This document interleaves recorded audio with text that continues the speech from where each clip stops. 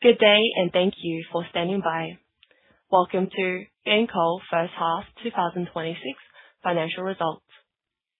At this time, all participants are in a listen-only mode. After the speaker's presentation, there will be a question and answer session.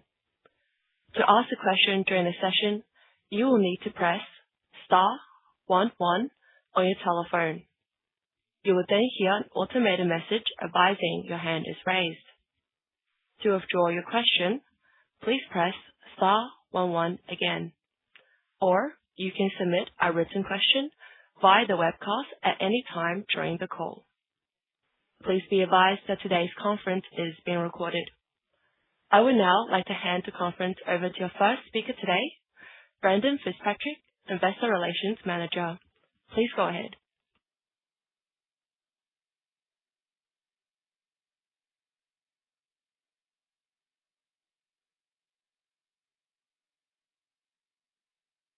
Executive leadership team to recap the first half performance and participate in the question and answer session. Commentary provided today is based on the first half 2026 financial results and associated announcements published to the Australian Securities Exchange and the Stock Exchange of Hong Kong yesterday, the 19th of August. Slides 2 and 3 contain notices and disclaimers relevant to today's presentation and the forward-looking statements it contains. Please make yourself familiar with the content of these two slides. Throughout the presentation, we use Australian dollars unless otherwise stated. Sharif Burra, our Chief Executive Officer, will provide the introductory remarks for the first half results. Thank you, Brendan, and welcome to everyone on the call. Those of you familiar with our presentation format may notice we've shuffled a few of the slides. This allows me to provide the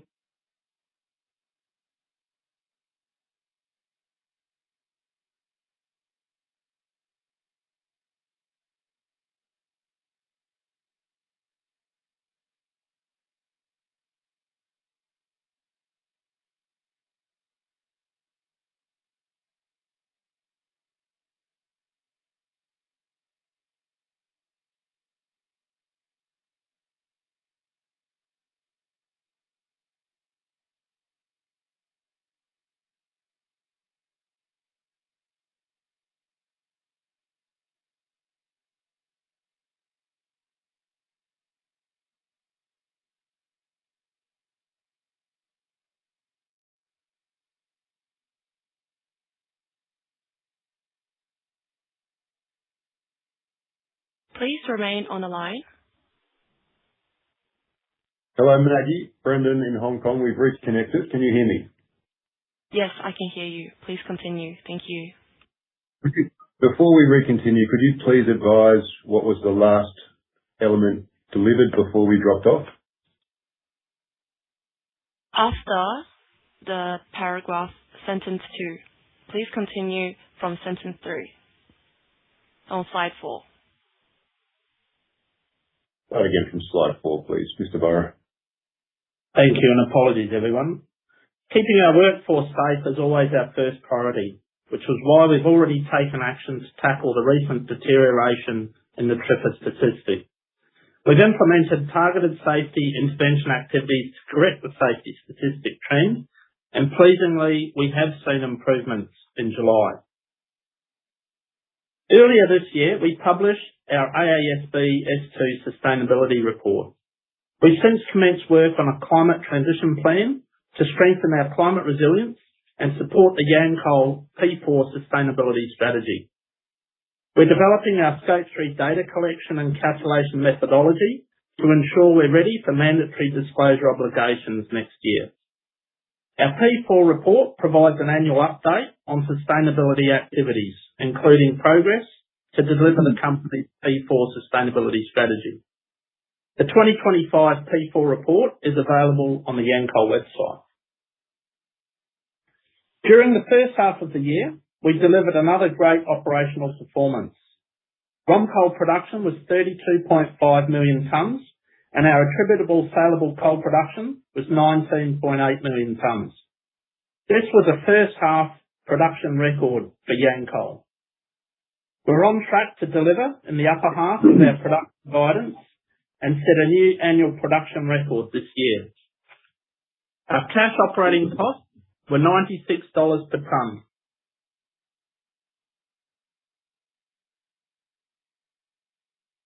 Given the widely discussed impact on diesel price resulting from the events in the Middle East, as well as broader inflationary factors, our people have done an exceptional job to keep cash costs under control. Our overall realised selling price for the half year increased to $154 per tonne, giving an implied cash operating margin of $42 per tonne after government royalties. The record production and higher realised price lifted revenue by 13% to just over $3 billion, and our operating EBITDA increased 29% to $767 million at a 24% margin.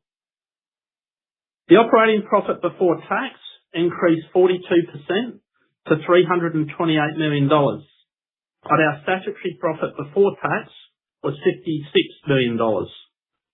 This was due to the impact of non-operating items on our profit, which Kevin will explain shortly. The company retains a strong balance sheet with $2.1 billion of cash and no external debt at the end of June. This was after distributing the 2025 final dividend and paying the $40 million deposit for Kestrel. Yancoal's portfolio of quality assets and financial discipline has allowed us to acquire an 80% interest in the Kestrel coal mine, while continuing to return cash to shareholders. The board has elected to distribute $92.4 million to shareholders as a 7 cents per share, fully franked interim dividend. I'll now hand over to Kevin Su, our CFO, to talk through the first half profit. Thank you, Sharif. We added this slide to the presentation so we can help investors understand the non-operating or accounting-driven elements behind the profit we have reported in the first half. If you look at the light blue columns on the left and the right side of the chart, you can see the operating profit and the profit before tax we reported in the first half last year. In most periods, these are similar, with only minor accounting factors creating the difference between them. However, this was not the case for this reporting period due to $272 million of non-operating items. We had a higher production and higher realized prices, which lifted the operating profits by 42% to $328 million, as the Sharif just mentioned.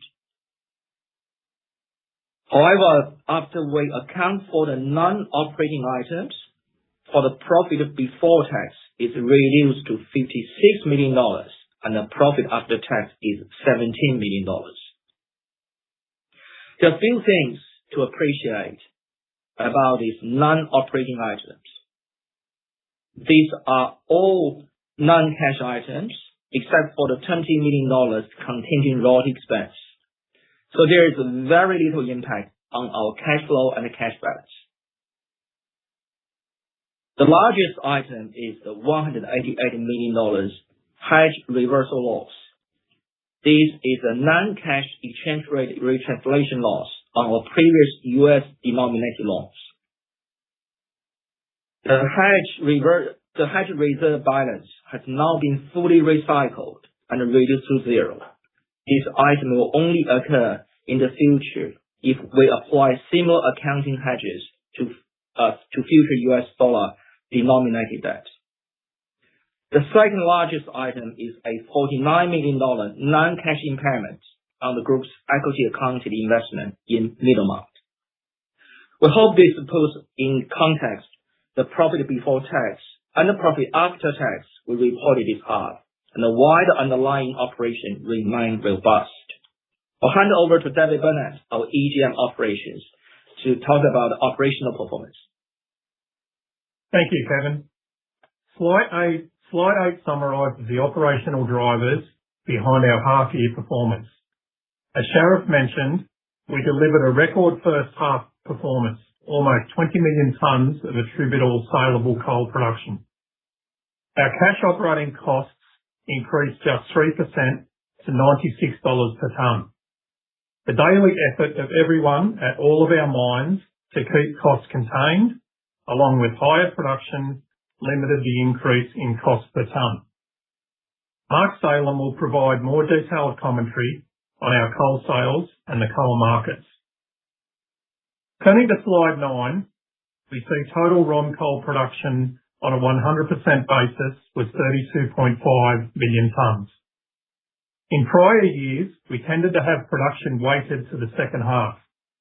Last year, we established a somewhat more consistent production profile across the two halves of the year and are looking to further improve that balance in 2026. This year, we prioritised overburden removal in the first quarter to optimise coal mining over the remaining 3 quarters. Even with this scheduling approach, the 67.3 million tonnes mined over the 12 months to the end of June was close to record performance. Attributable saleable coal production was 19.8 million tonnes, up 5% compared to the first half last year.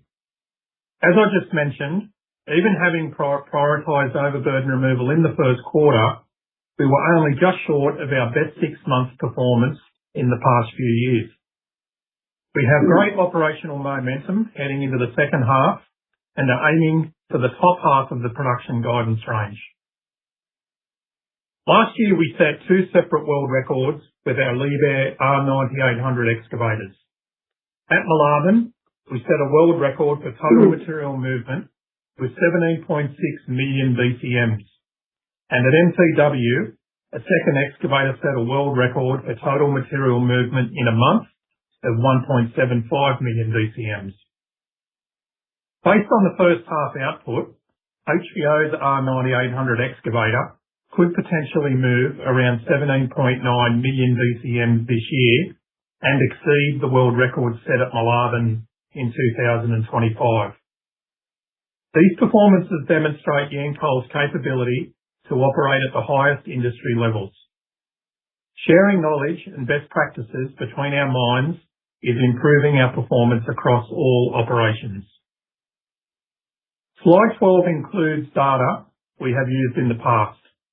The charts display our 3 largest mines in the context of other Australian thermal coal mines.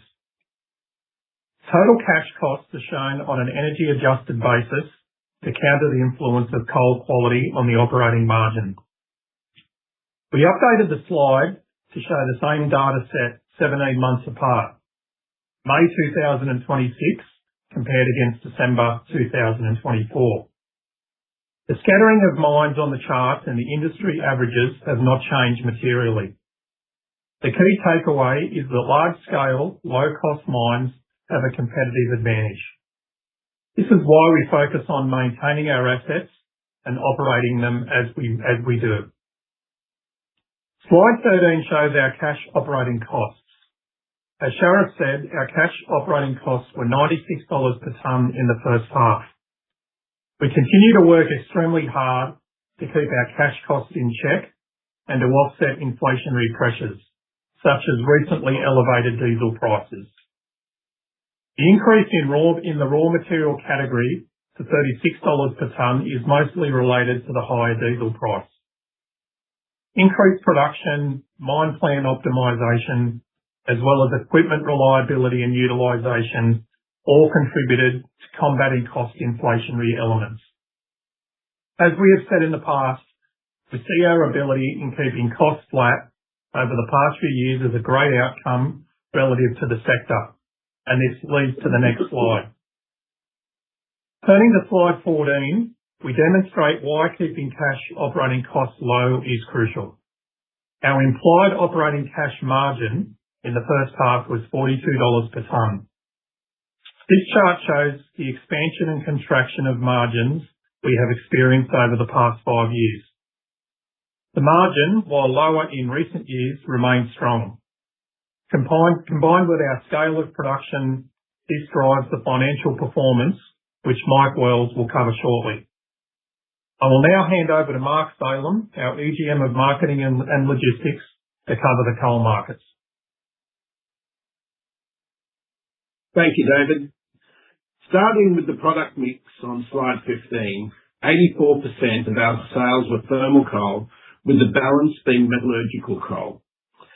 This product split varies a little between periods, dependent upon operational performance, which coal seams are in production at the time, customer requirements, and market optimization strategies. The 19.8 million tonnes of attributable sales matched attributable production, and this maintained our inventory levels. On the way to delivering this sales volume, Moolarben achieved a record figure for coal railings in June, with around 2.1 million tonnes railed to the port. This was the first time the 2 million tonne threshold had been achieved by any mine that ships product out of Newcastle. It was a great collective effort by the site, the logistics team and the marketing teams, as well as our own rail provider. Turning to slide 16, we show our market split. We contrast both sales revenue and sales volume splits for the first half of 2026 against the first half of 2025. We continually optimize the revenue contribution of our various coal products to specific markets. China is a significant offtake partner, both on a volume and revenue basis. Customers in China tend to take a higher portion of our relatively lower energy content thermal coal, whereas our Japanese customers purchase a significant portion of our higher calorific value thermal coal, low vol PCI and semi-soft coking coal. Accordingly, it contributes the largest portion of the revenue we receive. In Australian dollar terms, our overall realised price was $154 per tonne, up 3% from the first half of last year. This year, volatile energy markets have caused end users, traders and speculators to weigh geopolitical risk factors against supply and demand fundamentals. In these market conditions, security of energy supply is increasingly important for many nations. The market conditions have also resulted in gas to coal switching across Japan, South Korea and Taiwan. At the same time, we see reduced supply from Indonesia, South Africa and Russia, with exports from these countries down 2 to 11% over the first 7 months of the year compared to the same period last year. We price our thermal coal against the Argus McCloskey API 5 and Global Coal Newcastle indices. Our realised price in US dollar terms sits between the indices as shown in the chart.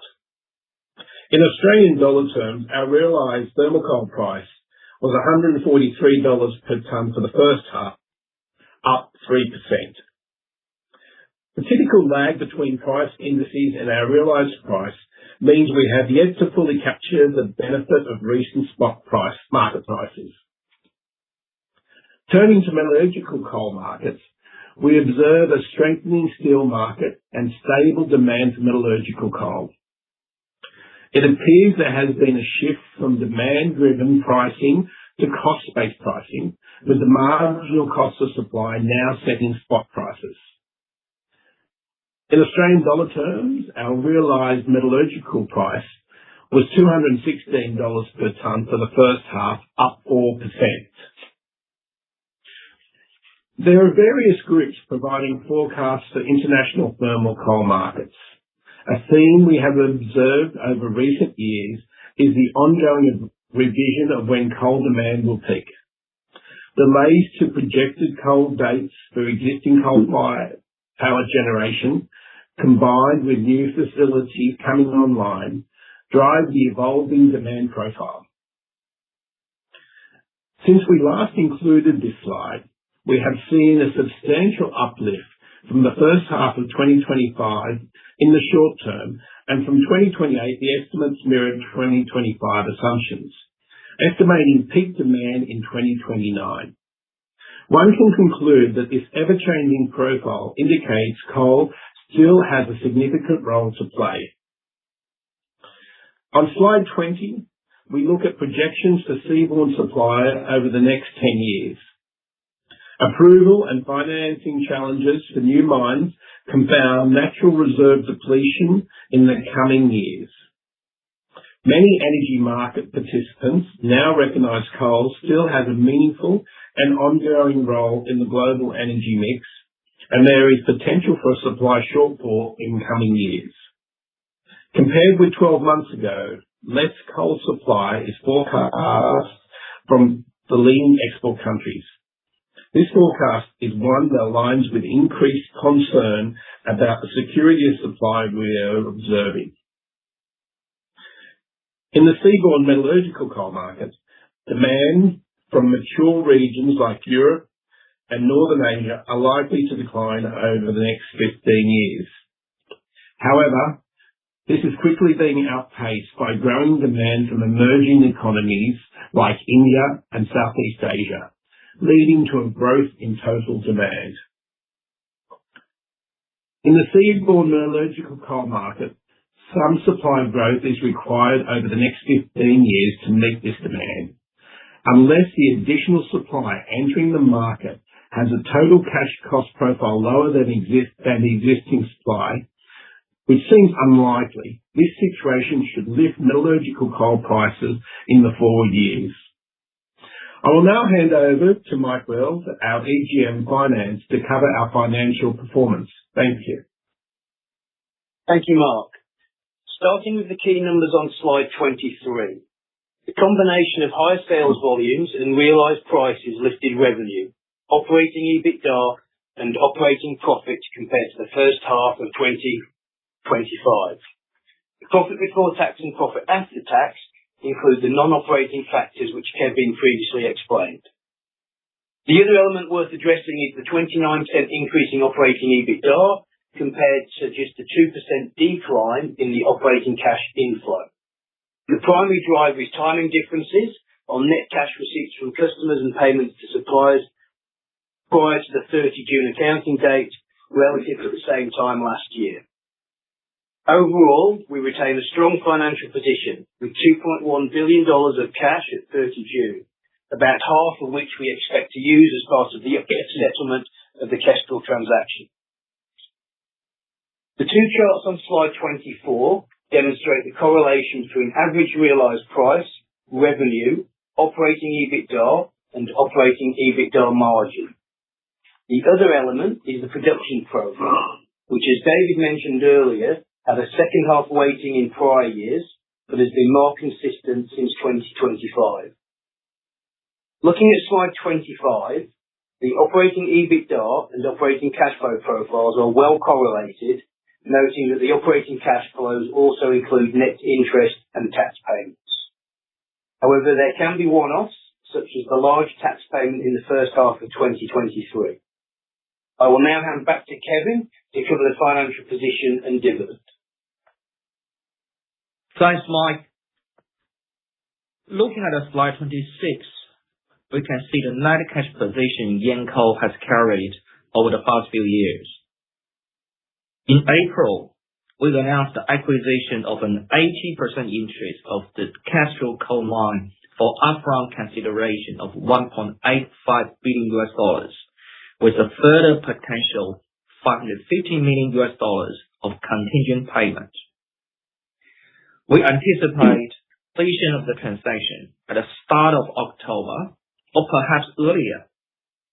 At that time, we expect around half the June cash balance will be utilized to partially fund the acquisition. We will take on debt to fund the remainder of the acquisition with a gearing of approximately 15 to 18% on a pro rata basis. Turning to slide 27, we look at how Yancoal has rewarded its shareholders during the past 5 years. The directors have allocated $92.4 million to pay a fully franked interim dividend of 7 cents per share. The dividend reflects our confidence in the underlying earnings, cash generation, liquidity position, and the long-term financial strength of Yancoal. Maintaining dividends to shareholders while also completing the capital transaction demonstrates our capacity to fund growth and reward shareholders simultaneously. It is our disciplined approach to capital management over recent years that enables us to do both concurrently. Slide 28 has our operational guidance for 2026. We are looking to carry forward our operational momentum into the second half and deliver attributable sellable product in the upper half of our 36.5 to 40.5 million tons guidance range. Our guidance range for cash operating costs is $90 to $98 per ton, and after allowing for higher diesel price this year, we expect the cost will be in the upper half of the range. With the first half capital spend of $254 million, we have revised our capital expenditure guidance range down by $150 million to $600 to $750 million. A reduction is mostly timing due to expenditure deferrals to 2027. We continue to balance production, product quality, efficiency metrics, cash costs, and capital expenditure to maximize our performance. I'll now hand back to Brendan to coordinate the Q&A session.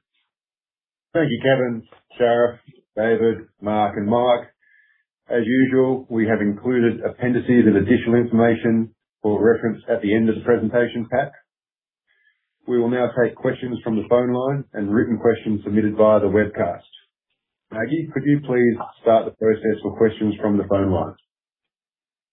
Yes, thank you. As a reminder, to ask a question, please press *11 on your telephone keypad and wait for your name to be announced. To withdraw your question, please press *11 again, or you can submit a written question via the webcast.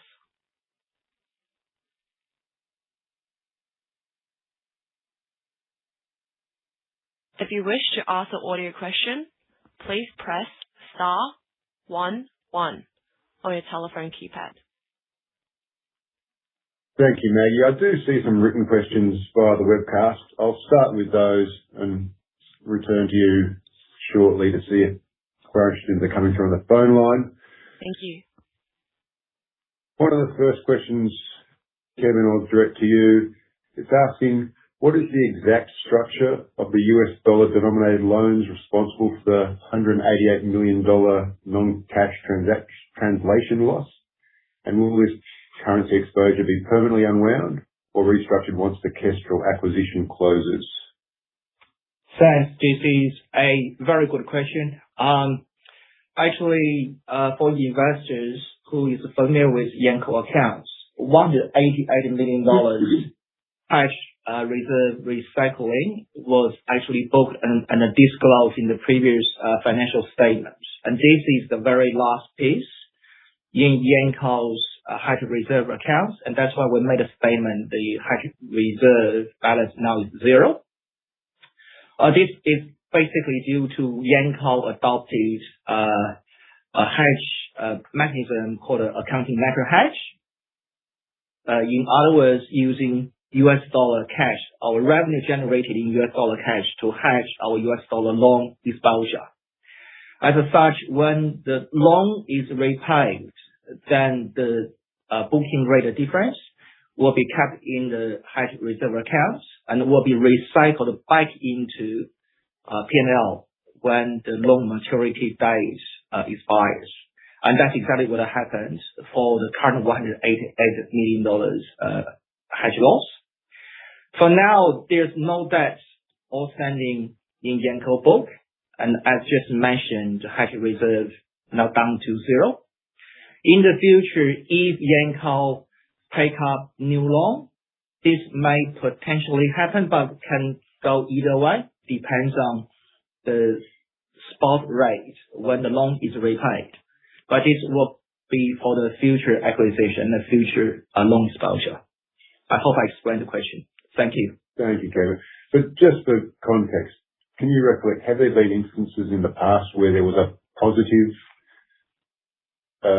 non-operating hedge reversal that we reported? In Yancoal history, we do have incidents, the cash reserves become positive. However, given the current balance, what you have seen, they all largely inherited from loan facilities 5 to 10 years ago. And back then, we were talking about the loan started when the Aussie dollar rate at a 95 or even close to parity. As such, the unfortunate accounting translation tend to be at loss position. But if today we take up a loan, the booking rate for the loans inception going to be at a 70 or 71, then if we look at the market fair value, if we believe the current level is market fair value, then the potential movement for the hedge reserves can be a lot more moderate. Thank you. That's good context. Appreciate that.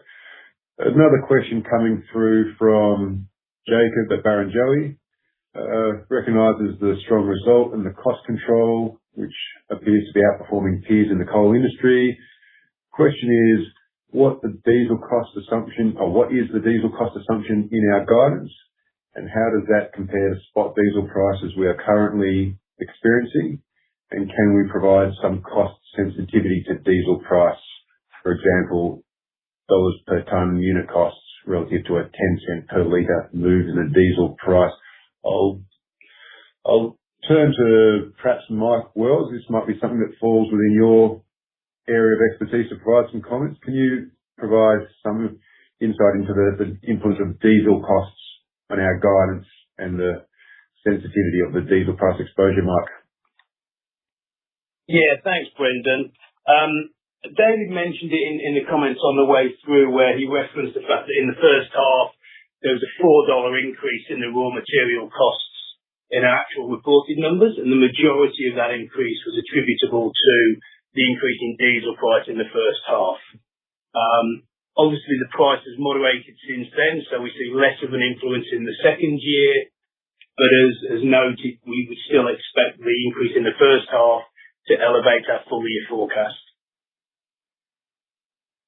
In terms of the forecast, just in terms of the forecasting, we use forecasting from various external sources in terms of what the market is expecting in the second half, and so our guidance is framed around using some external market forecasts for the diesel price over the remainder of the year. Thanks, Mike. And can I confirm that last year, for the full year, diesel was approximately $7 per tonne of direct costs within our reported $92 per tonne? Yeah, that's right, Brendan. And at the start of this year, when we originally set the guidance, we had effectively a similar diesel price assumption? Yeah, correct. And therefore, if people look at diesel prices in the market, they should be able to work backwards to get some sensitivity from diesel price movements and the increase in cost we accommodated in the first half? Yep. Yeah, thanks, Brendan. It's Sharif here. The only other comment I would make is that our open cut mines proportionally use a lot more diesel than our underground mines. So you need to take into consideration the production profile of underground performance, which is largely electrified, versus the open cut, where diesel usage amongst the heavy earth moving machinery is proportionally higher per tonne. Thanks, Sharif. Good observation. Maggie, I'll come back to you, see if there's any questions on the phone line. Thank you. I see no further questions at the moment, but just a reminder, for those who wish to ask a question on the audio, please press *11. Okay, I'll come back again to check if any questions come through. In the meantime, question from Eunice at Millennium asking about the dividend policy. Makes the observation of $22 million Australian dividend for the interim result. Appears to be lower than 50% of free cash flow numbers. What can investors expect for the full year after the non-operating costs we've incurred? And I'll add an additional component, also bearing in mind the Kestrel transaction completion that we're working through. Who would like to take the initial comment? I will talk about a dividend first. Yancoal's dividend policy has been quite consistent. We normally take the higher decline 50% of NPAT with 50% free cash flow. And I noticed the comments was made about this is lower than the 50% free cash flow. I just wanna explain. Actually, we do have our internal calculation to make sure we reflect the most accurate free cash flow from our operational accounts. And then the current dividend payment of about 7 cents per share is driven by that cash flow from that perspective. So we are very consistently following our dividend policy. Thanks, Kevin. And it is correct to say that the 50% reference we use typically is on a full year basis. So the interim is only partway through to the full year, and the final dividend, subject to board discretion, would ultimately determine the payout ratio for the full year. That's correct. This is a very good point. When Yancoal management team proposed to the board and the board make a decision, we not only look at the half year number, we only look at it from the full year perspective, what would be the most sensible driver to decide the dividend in the current year. As you would notice, we have a lot of non-operating items. As a result, we tend to take free cash flow as the right benchmark. Thanks, Brendan. That's a good reminder. Thank you. The next question from John at Eastern Value. Since the deal to acquire Kestrel, have we been able to get a closer look at the mine's operations? What can we provide in terms of commentary with regards to consistency of production compared to the past, the costs, the coal quality, and demand from clients in relation to the coal products? Looking to get an understanding of the Kestrel mine ahead of integration into the Yancoal portfolio later this year. Yeah, thanks, Brendan. Look, we're really excited about being able to bring a very good quality asset into the Yancoal family. The mine is well run, has good management, good operational practices, and we are looking at the Yancoal, as has been mentioned previously, in the start of October, if not quicker. I think from what we've seen, and our integration teams have been working diligently in terms of making sure we're ready to welcome Kestrel into Yancoal. I think what I would say is we welcome a strong asset with good production performance coming into Yancoal. Thanks, Shara. And a follow-up question, the acquisition completion, what's the latest commentary on the potential completion timeline? Yeah, as I've said, we're aiming for the start of October, if not sooner. Thanks very much. Another question from John at Eastern Value. Are the management anticipating a stronger second half given hopes of resolution in Iran have not materialised, and we see a very low level of storage build of gas in Europe, suggesting that an even average northern hemisphere winter could result in strong demand for coal and gas prices getting pushed higher globally. Mark Salem, can you provide a view on what we're anticipating for the second half, bearing in mind that we don't explicitly give price outlook? Sure.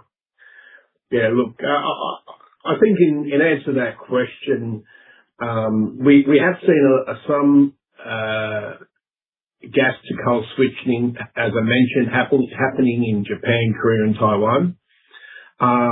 And we have also seen the market kind of rebalance itself from the issues in Hamas. It's the volatility we're not seeing as drastic as we used to see it.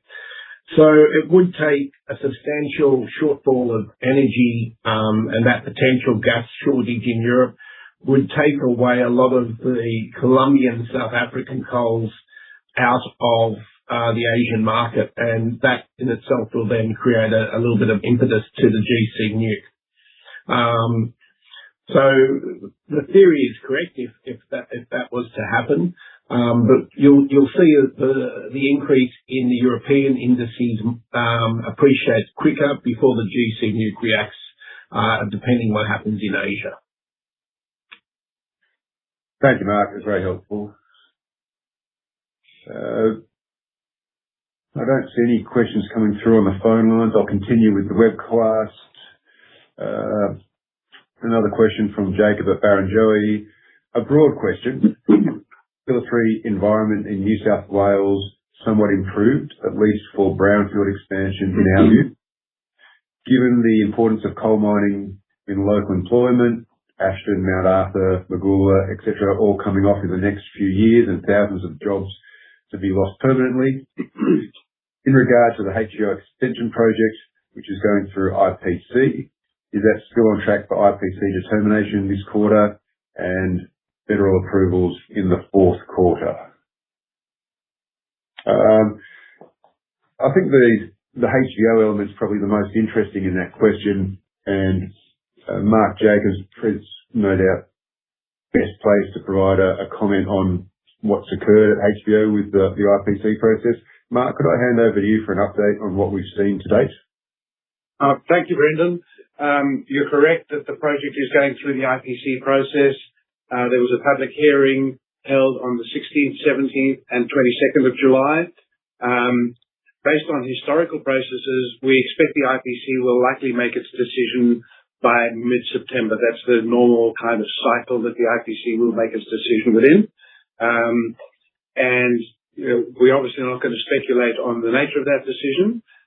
We need to wait for the IPC to run through its process. But it is perhaps worthwhile also adding that both the New South Wales Premier and the New South Wales Resources Minister have made public statements reinforcing the importance of HVO to both the region and to the local economy. Thanks, Mark. With that likely or potential IPC process in mid-September, are there subsequent steps or processes that are relevant for external observers? The important one, as noted in the question, is the federal approval, which we expect that to follow relatively hot on the heels of the state government approval. It's a separate and parallel process. And then there are the conventional updates to management plans, all of which are business as usual activities and within HVO's control. Thank you, Mark. Another question of financial nature. With the capital expenditure, we've made the observation $150 million reduction in the guidance range, primarily due to deferral of capital expenditure. Will this delayed spending drive up cash operating costs once Kestrel is integrated? And perhaps more broadly, how is it the timing of the capital expenditure being determined? This is Kevin. The deferral of $150 million CapEx into 2027 was just simply due to timing of some internal CapEx projects. There's nothing really special linked to all these deferral, and then this gonna be just naturally become part of the 2027 budget for the CapEx, and then we will adjust our guidance accordingly. We don't feel this will have any implication with the Kestrel, as the Kestrel will be separately assessed, and then we'll posting the acquisition, we will reassess the whole Yancoal Group CapEx and issue guidance accordingly, with cash flow to be part of Yancoal. Thanks, Kevin. A question on the coal markets from Ben at IPFM. Have you seen sustained demand coming from Japan, Korea? As you noted in your quarterly results, could you provide any insight on supply coming from Indonesia?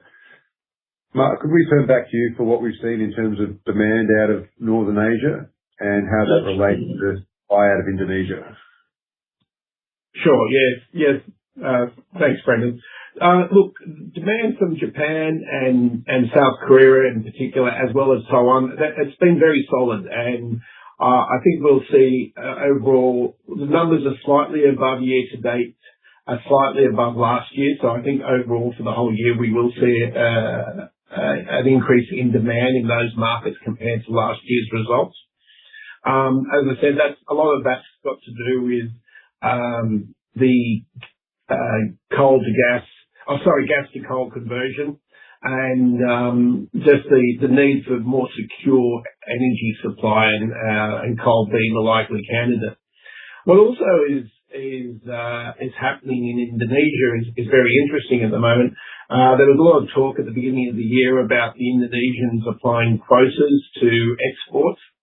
Those quotas were predominantly in their lower grade materials, not their higher grade materials. Their higher grade materials award the higher prices, so the government was keen to maintain the royalty that's attracted, and that higher grade coal goes to Japan, Korea and Taiwan. So the Indonesian impact really hasn't had a big result in those markets. We are seeing a little bit in some of the Koreans who take the mid to high ash, and we're definitely seeing it in China, with China imports of Indonesian coal significantly down year on year. The impact there is the quotas were cut to 600 million tonnes. There's a recent report that's saying they could be up to 700 million tonnes, and there was also an increase in how much producers have to allocate to the domestic market as well. So the Indonesian policy structure is one market that we're watching very closely, and it's always at the 11th hour before they'll make any firm policy decisions in that regard. I hope that answers the question. Thanks, Mark. I think it should do. For all the participants, I've just about exhausted the webcast questions, and I do not see any phone line questions coming through. So a final reminder to add a question to the phone list or the webcast if you have one.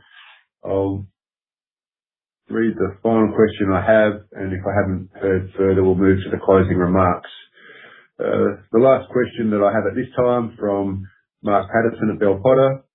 Looking at the first half and API 5 starting the year at $108 per tonne and finishing at $135, how do we see the split between first quarter and second quarter EBITDA of $767 million? And they're asking so that they can try and understand the run rate between first quarter, second quarter, and undoubtedly heading into the second half. I will just give a quick response here. In our quarterly production report, we didn't disclose every quarter financial performance. That's why this EBITDA number is the first 6 months instead of 2 quarters. That's the reason why you couldn't see the run rate. We fully appreciate that. Because we haven't disclosed it, I will be very cautious to give any number. But I think if you look at our price, we have several slides with the coal price movement. You can see clearly the coal price is moving, reflecting the recent change due to the latest energy crisis from Iran-US conflicts. And for that reason, we naturally can say the financial performance of EBITDA can be consistent with the realized coal price, and then you will see the EBITDA for Q2 definitely a lot stronger than Q1 as a trend. Thanks, Kevin. I think you're referring there to slide 17 from earlier in the pack, where you can see those indices have been plotted and rising, and our realized prices, whilst moving upwards, yet to perhaps capture that full benefit, which is typically the case. The general reference we make is about a 3-month lag between indices and realized price. Thanks, Brendan. This is all the questions that I can see on the webcast. I do not see any questions on the phone lines. Maggie, could you please confirm no phone line questions? Yes, I confirm there's no phone line questions. In that case, I will now say that we have concluded the question and answer session, and I'll ask Sharif if you could please provide the closing remarks. Thanks, Brendan. 2026 is shaping up as another great year for Yancoal. We've delivered a first half production record with strong EBITDA margin and cash flows, and are on track to beat the annual production record we set last year. Our people are leading the way in the industry, setting world records with our excavators and breaking records with our coal railings. We're excited about completing the Kestrel acquisition in the next month or two. It is a high quality, long life metallurgical coal mine operated by a great team of people. We anticipate it will complement our existing portfolio and further enhance our financial strength. Asset quality and financial discipline put us in a position to acquire Kestrel, but not at the expense of maintaining dividends to shareholders. After the transaction, our remaining cash balance and net debt position will still afford us the capacity for a balanced allocation of capital. We're optimistic we'll deliver a strong operational performance in the second half and deliver the best possible outcome with our executives and people. We look forward to giving you our next update on the 20th of October after we release our third quarter production report. Thank you to everyone who joined us on the call, and have a great day. Thank you, Sharif. Thank you, Maggie. Could you please conclude the call? Thank you. This concludes today's conference call. Thank you for participating. You may now disconnect.